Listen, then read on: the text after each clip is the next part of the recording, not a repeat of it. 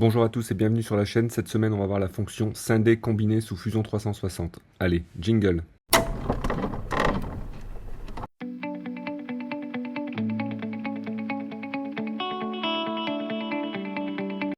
Donc pour la fonction combinée, qui est cet outil ici, les deux carrés qui se jumellent en bleu, je vais vous montrer les différentes fonctions que cela peut permettre. Donc, une fois que j'ai cliqué sur cet outil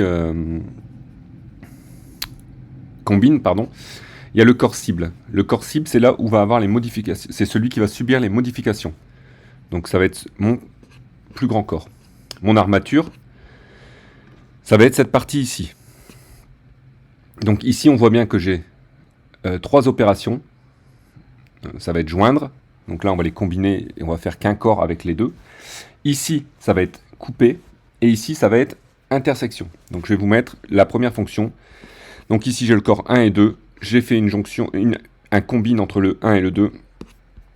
Et donc on voit bien ici que ma partie, qui était mon corps numéro 2, est devenue mon corps numéro 1 en finition miroir, comme j'avais défini ici. Je reviens en arrière, donc je me retrouve avec mes trois corps et je refais la même chose. Combine, et cette fois je vais couper. C'est-à-dire que j'utilise mon corps cible, celui qui subit, c'est celui-ci, le plus grand. Mon armature, c'est celui-ci.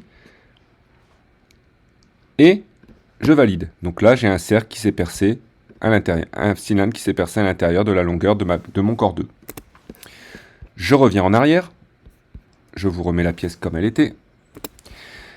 Et je refais un combine, et cette fois la troisième fonction qui est l'intersection entre mon corps cible, mon armature, comme ceci.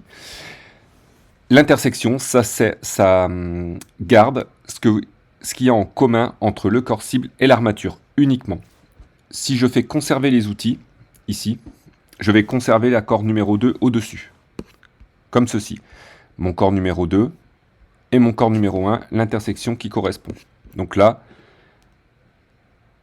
je reviens ici. Donc là, au niveau du combiné, je vous ai montré, soit on combine deux corps, soit on fait une découpe, soit on fait l'intersection, on garde la partie commune aux deux. Je vous ai montré comment conserver les outils, donc je vous ai montré l'intégralité de la fonction combinée. Maintenant, on va utiliser la fonction scinder. Donc scinder, c'est simple, on choisit le corps à scinder.